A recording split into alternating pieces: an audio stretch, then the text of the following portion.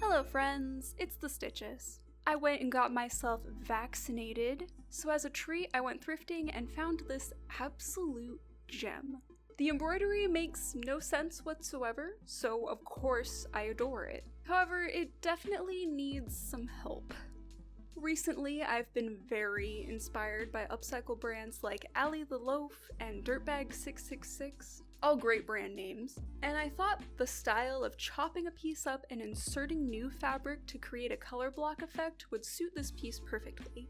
If you want to make a piece similar to this and want inspiration, or if you want to actually support these brands with, money, I'll leave them linked down below, although this is not sponsored, by the way. Let's get a good look at our thrifted garment. Understanding where all the damage is will help us decide how to upcycle it. I already knew I wanted to add volume to the skirt as well as shorten it and create a vertical color split similar to this skirt from my violet. Since this will require me to separate the skirt from the bodice, it doesn't matter that the waist seam is absolutely trashed because we've gotta tear it apart anyway. There are also several tiny little stains all over the skirt, but to be honest, they aren't that noticeable unless you're specifically looking for them. I don't really care about them that much, so we'll see if I even do anything about those. Now that we have a good concept of what can and maybe should be done with our garment, I drew up a few options, some more over the top than others, and I decided I actually liked the simplest one best. Originally, I was going to utilize some thrifted fabric from my sewing stash, but the only knit that I had was this lightweight pastel pink, and it was just too lightweight to pair with the heavyweight double knit that the dress is made out of. Also, I really wanted to match the red on the embroidery, and I just didn't have any red fabric. Aside from corduroy, I don't think you can match knit with corduroy. After discovering my local fabric store doesn't even carry heavyweight knits, I returned to the thrift store and desperately hunted for anything that would work. Normally, I don't condone buying larger sized basics just to cut them up because there's so little plus size clothing available at thrift stores to begin with, but I found nothing else even close to what I wanted, and at least this is only a large, and there was more than one red t-shirt in the men's section, so this will do. But I feel like the matching red is just so satisfying. We'll start our upcycle project by deconstructing the dress. The first thing I did was use a seam ripper to separate the skirt from the bodice. This was pretty quick since so much of the work was already done for me.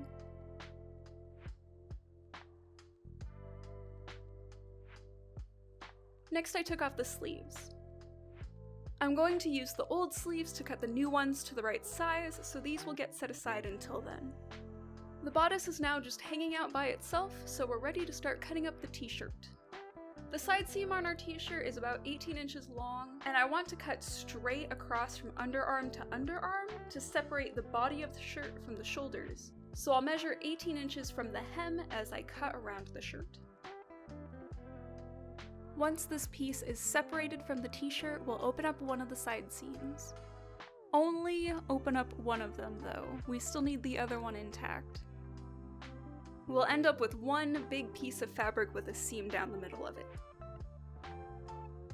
Like I said before, I want to use the sleeves on the shirt as my new dress sleeves, so I'll separate them as well. Once the sleeves are separated from the garment, the side seam on these is opened up with the seam ripper.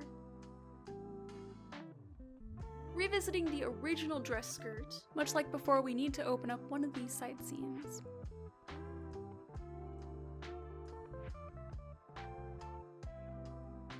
Now we have a massive skirt panel that needs to be resized to fit our other piece of fabric that we just cut from the shirt. I want both sides of the skirt to be symmetrical, so I'll cut the pink panel to match the red one in size. I've matched up the side seams because you need to match up the side seams when you make things symmetrical.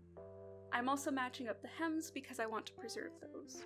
This process actually took care of half of the stains by just removing them from the piece of fabric entirely, So now there's just this small cluster on the back of the skirt, and I could use this channel's tried and true OxyClean to get them out, but honestly, I just don't care enough.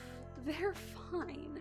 Really bad stains and holes can be covered with patches if you have a garment that has them though. Now that our skirt pieces are prepped, it's time to sew them together. I cut both of these pieces strategically so that I could keep the original hems and not have to hem the garment myself, so all we have to do here is stitch up the center front and the center back seams. Here I'm just pinning my pieces right sides together and then I'll take it over to the serger. When I'm done, I'm left with a massive tube that's pink on one side and red on the other. This gets set aside while I recut the sleeves. While doing this whole project, remember that sleeves have a clear right and left side. If you struggle to remember which is which, then while you're removing the sleeves from the garment, take a bit of scrap paper with left or right written on it and safety pin it to the sleeve. That way you can keep track. The curve on the sleeve cap is wildly different between the original and the new pieces, so I'll carefully arrange the old one on top of the new one and cut it to the correct shape. I'm using the original hems on the sleeves as well, so all I need to do is stitch up the side seams and they're ready to reattach to the bodice. In fact, everything is ready to reattach to the bodice now. I like to attach the sleeves first because I find it's easier to do that when the garment isn't being weighed down by the bulk of the skirt.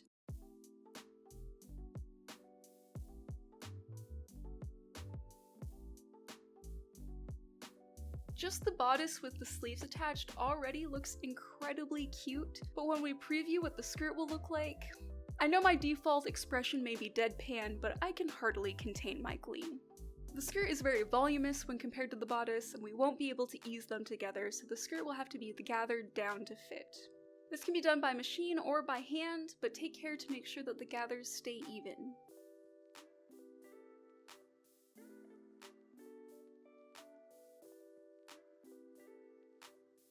And once the skirt is fully gathered, it's ready to be stitched to the bodice. I like to top stitch the waist seam as well, because it looks nicer and adds strength, and the original waist seam clearly didn't have enough of that. Now we're ready for the final reveal. I just want to remind you all real quick of what the original dress looked like before I did anything to it. And now our finished upcycle. This is now officially one of my favorite things that I own, and I honestly didn't even have to do that much to it. I feel like this project was fairly beginner friendly.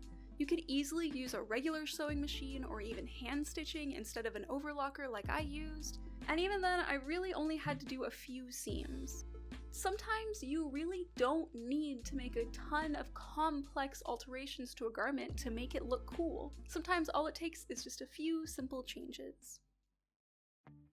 Before I leave you, I just want to throw together a few starter outfits to give you ideas on how a dress like this might be coordinated. For a darker alt look, I've just paired it with some fishnets. My arms are thigh-high stockings that I've just put on my arms instead. You could also do the thing where you open up the crotch on a regular pair of fishnet stockings and wear it as a shirt. I don't have one, but I feel like one of those chest harness pieces might look cool with this as well. Next is a sort of almost Lolita-inspired look. I've paired it with some Baby the Stars Shine Bright pieces and a light petticoat.